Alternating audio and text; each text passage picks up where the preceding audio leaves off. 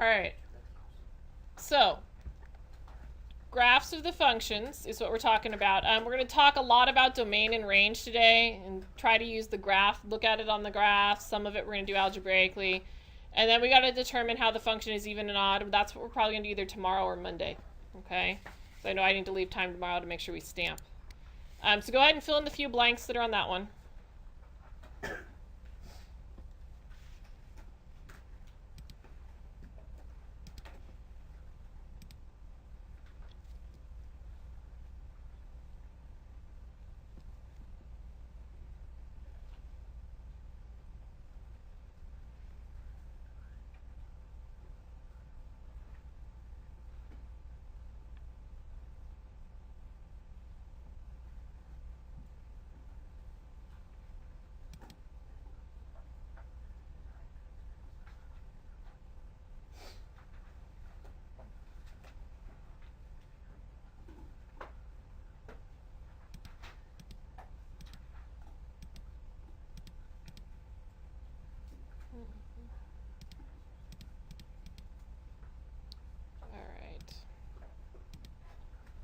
Okay.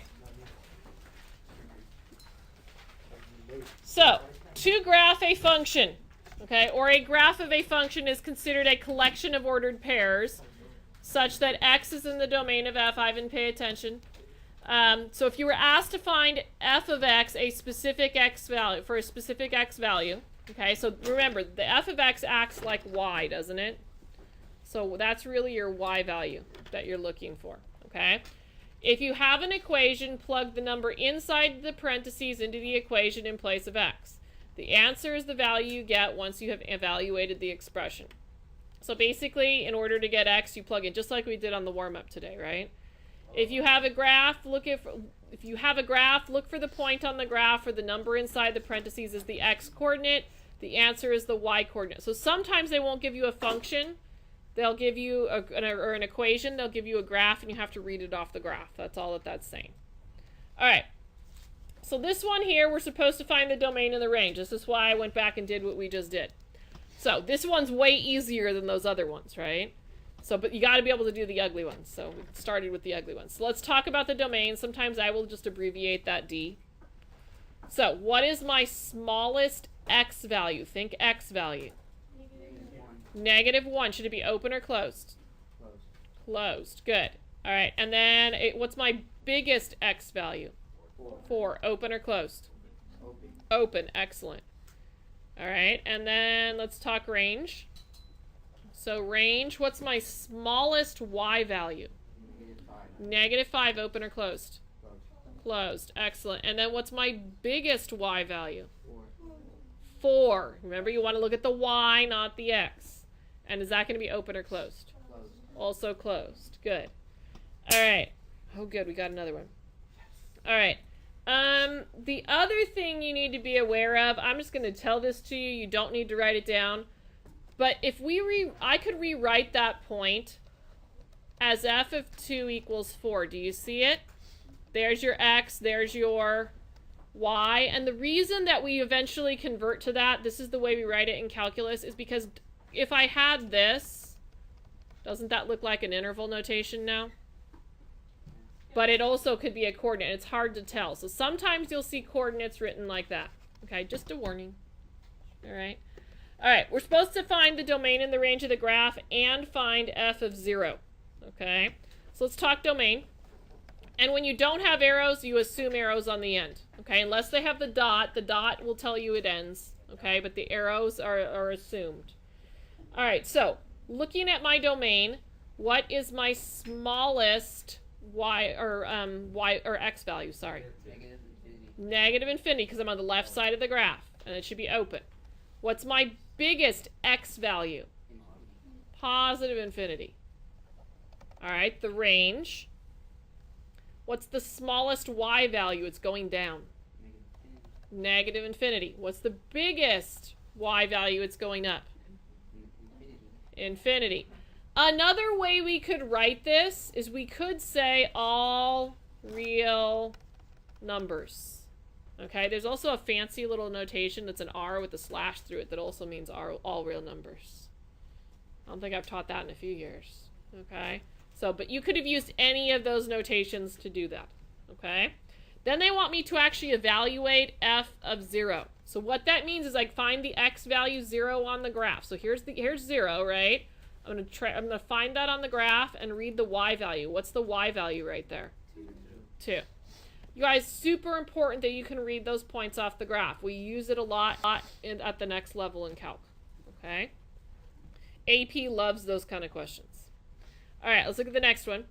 So we've got to find the domain and the range of f again. Okay? So this one's a little bit tougher. So the domain, remember we've got arrows on the end. Okay? So the domain, what's the smallest x value on the arrow to the left? Good. And then it takes a break and stops where? 0. And is it open or closed? Open. Good.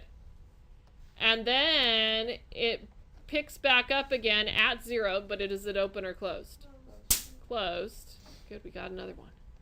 All right, and then what's the biggest x value on the graph? Infinity. Excellent. All right, now we need the range. What's our smallest y value on this graph? -3, open or closed? Closed. All right, and then we can't really tell on the y values, right? There's a break, but it doesn't really break because the gap is covered by this part of the line. What about for the biggest y value? Where is it going to? Infinity. And it's open. Now I need to evaluate f of 0 because that was the other part of the instructions. So I have to go where the solid is on the graph. So my solid is here. So what would we write down for the f of 0? -3. Good job. Okay. You ready for the next part? No, me either. Okay. We're going to do it anyways, though. All right. Go ahead and fill in the blanks.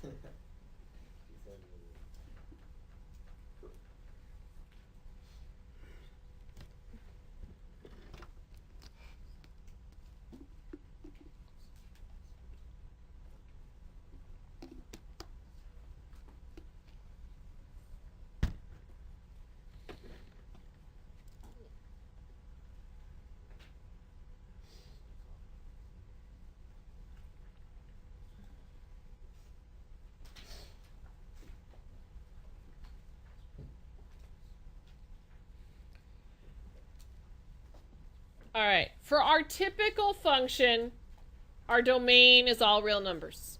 Okay, that's where we start. We're going to assume we can plug everything in. Where you can't plug into, that you have to be careful of, is getting a negative inside an even root. Okay, so if I have the square root of x, I have to be careful. I can't plug a -2 into that, right? If not, we go imaginary, and it's no longer all real numbers. Or something that's going to put a 0 in the denominator of a rational expression, that will also throw it out of it being all real numbers, okay? For the range, you consider which y values you can get by plugging in allowed x values to the equation. The range is usually best determined by the graph, okay? So I tend to go more graphical than algebraic on a lot of this. All right. So we're supposed to use the graphing utility to graph the function and estimate the domain and range, and then we're supposed to find it algebraically. I'm okay if we just do it off the graph, okay? So if you don't have a graphing calculator at home, what could we use online? We could use Desmos. Okay, let's practice on the calculator today because I want you to make sure you understand how to plug it into the calculator, because the calculator is unfortunately all you can carry into the AP test, okay? So you have to be able to do the calculator. All right, so let's go to our scratch pad. Everybody's typing this with me. Okay, and we're going to type in, it is x squared minus 1. And you're not going to be writing a whole lot of work. You're going to sketch your graph. That's going to be your work. Okay, so it's negative x squared. Negative x squared minus 1. Go ahead and hit enter.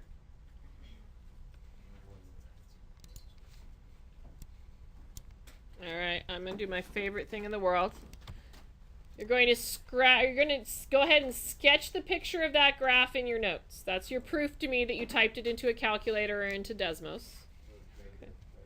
It was negative x squared. Yeah, it's the same thing as in your notes, right? It's amazing how it's written there, you know. All right. I'm done sketching my graph. Isn't that cool? I love sketching graphs, especially when I can copy and paste them.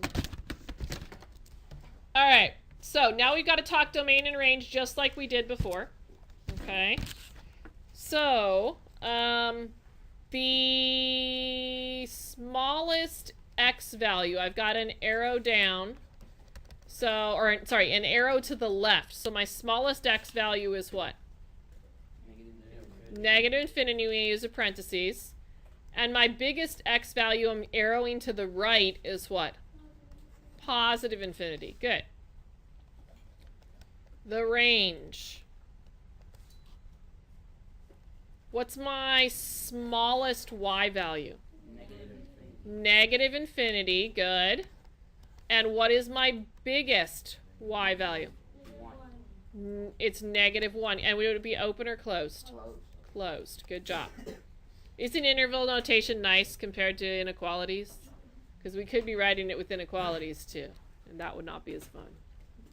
All right, let's try the next one. We're going to graph the next one in our calculator as well. Okay. So we've got a root function this time. So, and notice, it says t, doesn't it? Don't try to graph a t. It won't graph. Use an x. Okay, so I'm going to do a doc b. You guys know doc b clears the whole thing?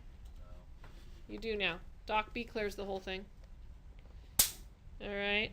And we're going to do the square root of x. So we're going to do control square root of x minus 3.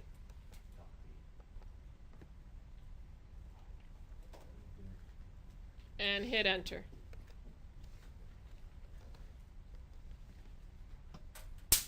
All right, and go ahead and sketch that into your notes.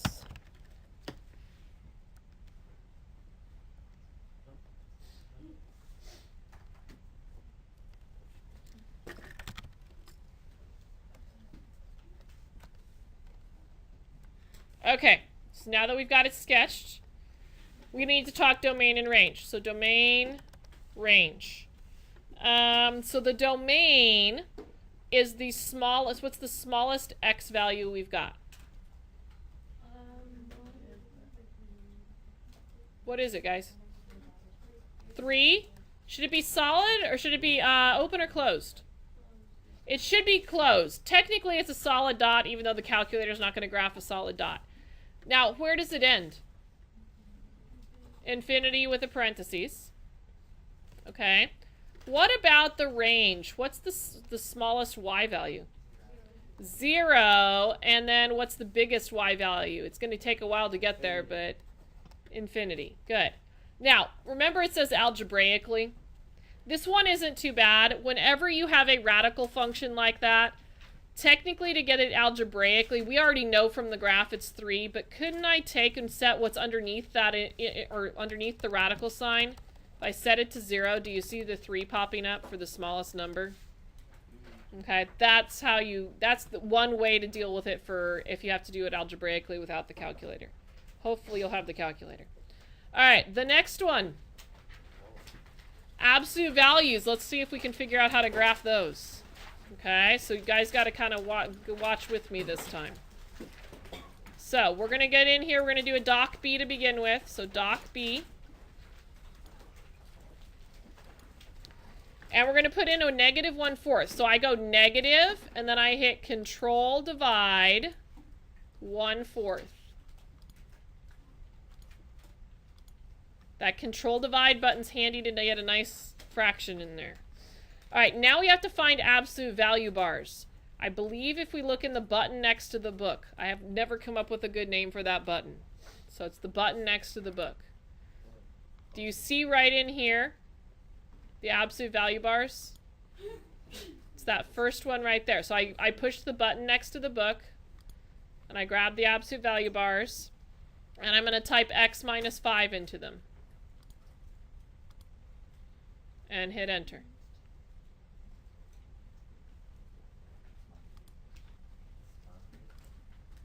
Is it the smiley face button? The button next to the book? All right, go ahead and sketch that into your graph. It's an absolute value, and we will... Oh, that's not what I wanted. Control J. We will eventually learn how to graph absolute values by hand, if you don't already know. Okay, we'll talk about that in the next couple days. But right now, looking at a picture, it's not a big deal. Okay, so let's get our domain and our range off of that. So basically, I should be able to give you any function. You should be able to type it in no matter how crazy into the calculator and be able to tell me the domain and the range. Okay? So, the domain. Let's look at our x value. So what is my smallest x value to the left? Good. And what's my biggest x value to the right? Positive infinity. All right. The range. What is my smallest y value? It's going down. Negative infinity. And what's the biggest y value? 0. And should that be open or closed? Closed. Good. Why is it 0? Because that's where the y stops. Is it 0? Right? The graph doesn't go above the x-axis there.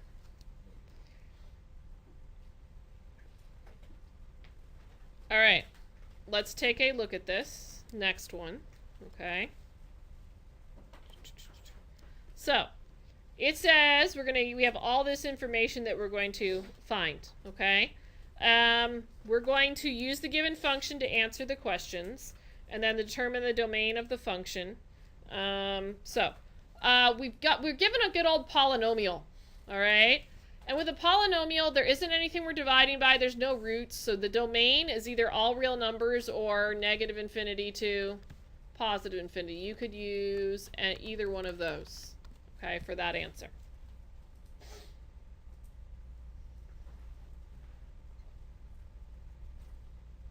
Okay.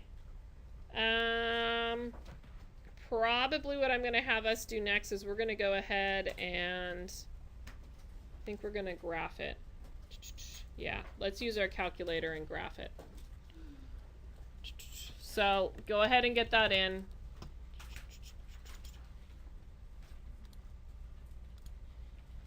So I'm going to do a doc B. So we've got x cubed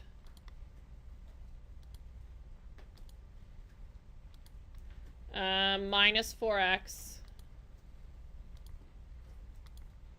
And I'm going to hit enter.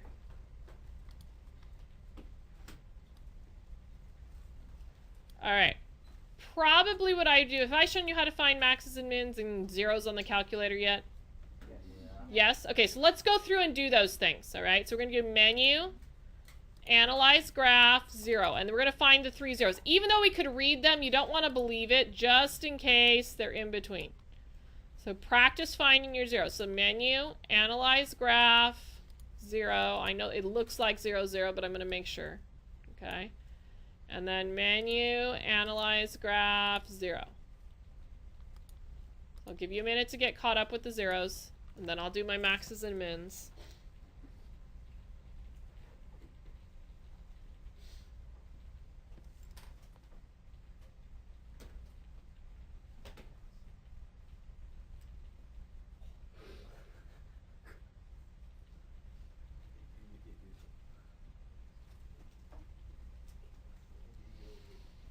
All right, so to do my maxes and mins, I do menu, analyze graph. I'm going to go for my maximum first.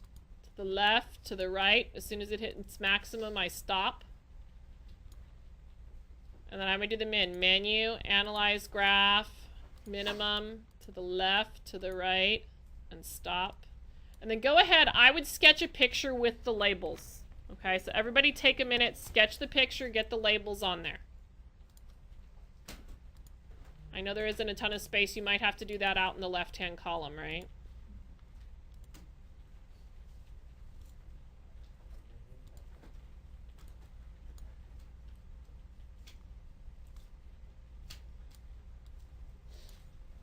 I have to go really small to get it on there. Oh, yeah. Well, you guys have it written in front of you. All right, I'll give you another few seconds to get that.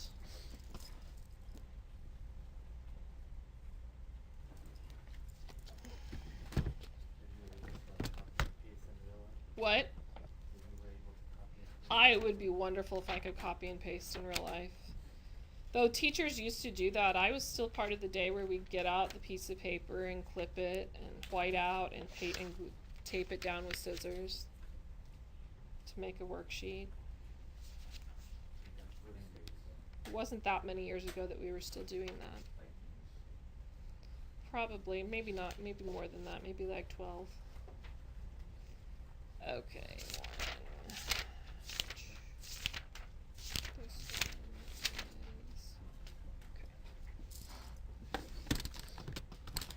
All right, so let's take a look at what they want us to find now, okay? And understand what they're talking about. We're supposed to find the values of x such that f of x equals 0. So when they write this, they're talking about the y value, okay? So the y, we're looking at for all the places where the y is equal to 0, okay? So the y value equal to 0 would happen along the x-axis, wouldn't it? So what 3 places is the y value equal to 0? Okay, I like -2. Where else? 0. Where else? 2. I'm sorry, not y equals. That's where x equals, right? I apologize. That shouldn't have been written that. So it's the y value is 0 when x equals -2, 0, and 2. Okay? The values from x from part B are referred to as what graphically? So what do we call those on the graph? Do we know? There we go. Those are the x-intercepts. Good job.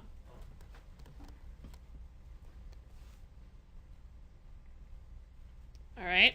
The next thing it's asking us to find is f of 0 if possible. 0 here, when it's inside, is an x value.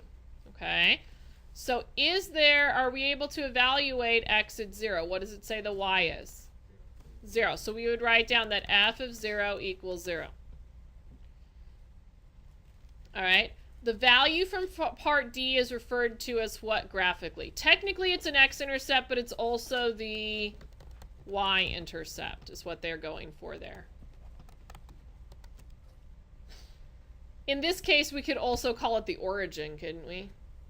But what they're getting in that, then the question is that it's crossing the y-axis because the x is 0.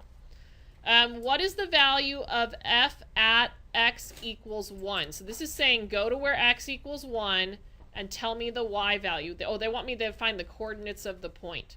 So let's go find where x is equal to 1. Ooh, is that easy to read off of that graph?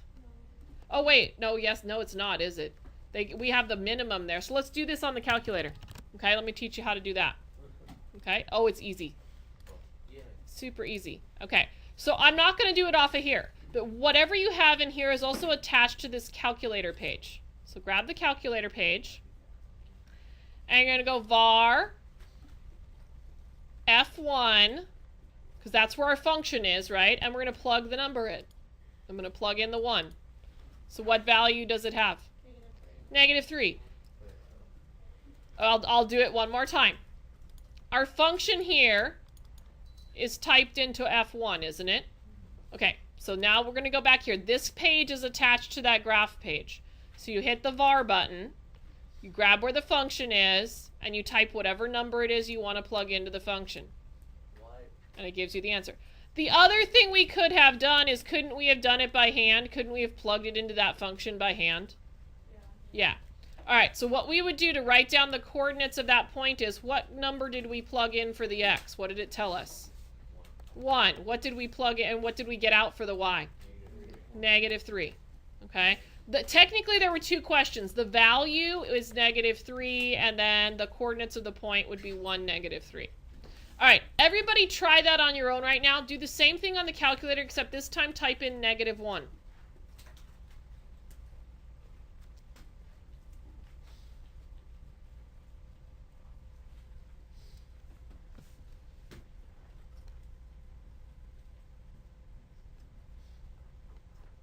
All right, what'd you get for -1? 3. Was it 3? Yes. So y equals 3, and then we have the coordinates -1, 3. All right.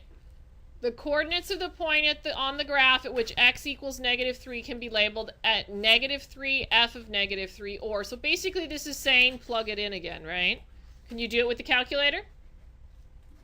Go for it. Do it with the calculator.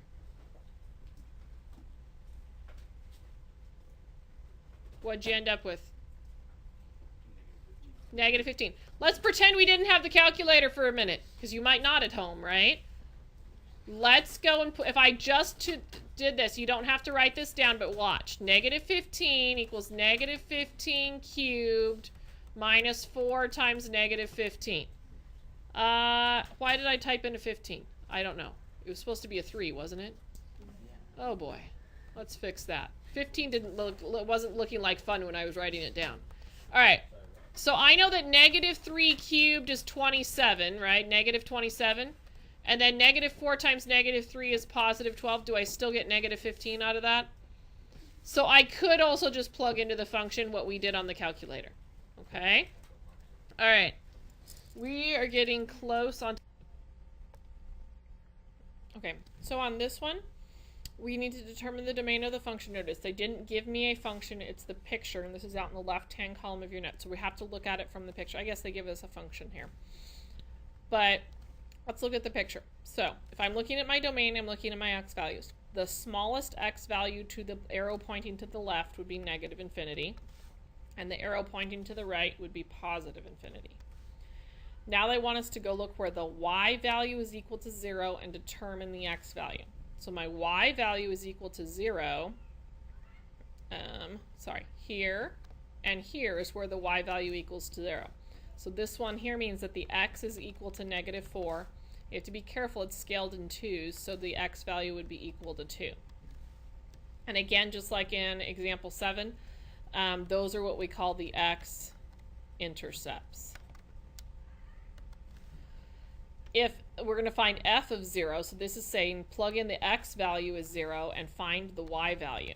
So if I go to where x is 0 on the graph, I go up to here, and the y value at that point is 4. And again, just like in example 7, that is what we call the y-intercept. Now they want me to plug in, okay? And I don't have this one in the calculator, so here's where I'd probably use this function. So the value of f at x equals 1.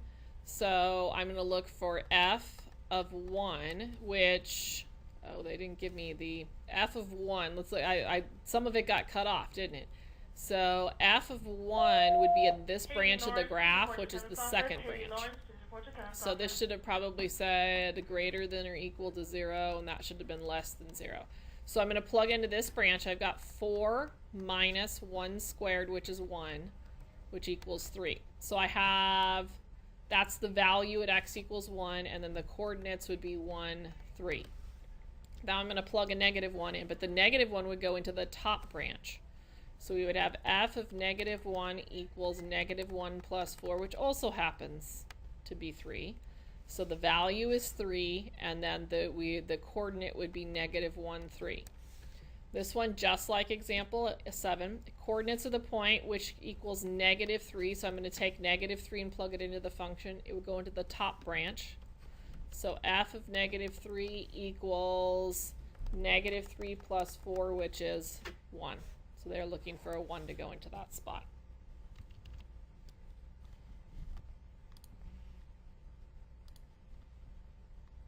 Assignment isn't so long. All right, let's go write that down. Vertical line test. 8 is very similar to what we did in 7, so. And a vertical line test will take us all of like 10 seconds to learn.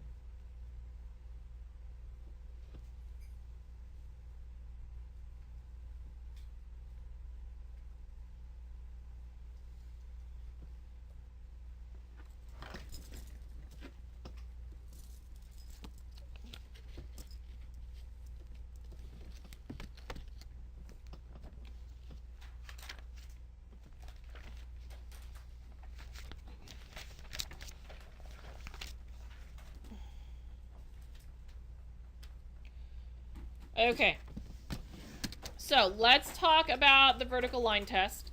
So a set of points in a coordinate plane is the graph of y as a function of f if and only if no vertical line intersects the graph at more than one point. And this goes back to the fact that for each x value, you can only have one y value in order for it to be a function.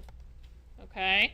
So we're supposed to use the vertical line test to describe how you can use a graphing utility to do that. Let me look at, you don't really need to describe how you can use it with a graphing utility. So, what kind of a picture is that?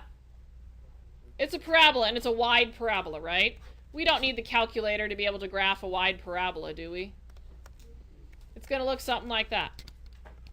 Then what we're going to do is we're going to make sure that a vertical line goes through this entire thing and only hits it once. Does it ever hit it more than one time? No. So does it pass the vertical line test? Yes. So is it a function? Yes, it's a function. See, 10 seconds, right? All right. The next one's a little bit uglier. I'd probably put that in, I'd probably solve for y first and maybe put it in my calculator, okay? So, and this one goes into the calculator kind of funny. So what do I have to do to move the x to the other side? Subtract it, good. And then I got to divide by a -1. All right, so you got y squared equals x minus 1. And then how do we undo this squared? Yeah, we got to do a plus or minus square root. Unfortunately, when we put this into our calculator, we cannot just type it in like that, okay? You have to put in a positive square root and a negative square root, and you put it in as two separate equations, okay? Let's put it in real quick. We've got enough time to get that done. And I'm assuming in Desmos, I don't know, Desmos you might be able to type the squared, right? So it might be nicer in Desmos. You might be able to type in the y squared the way it looks. On here, we can't, on the calculator, unfortunately, we can't do that. All right, so we got the square root, so control square root of x minus 1. Hit enter. And then I'm going to do a negative control square root of x minus 1.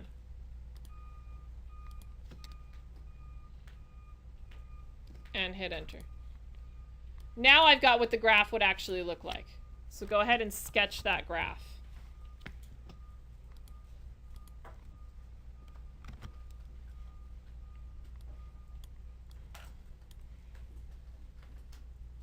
All right, let's perform the vertical line test on that.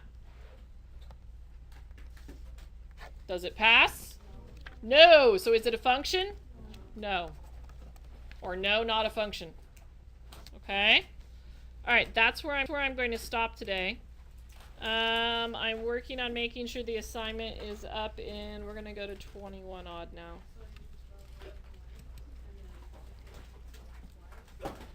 All right, the assignment is in haiku.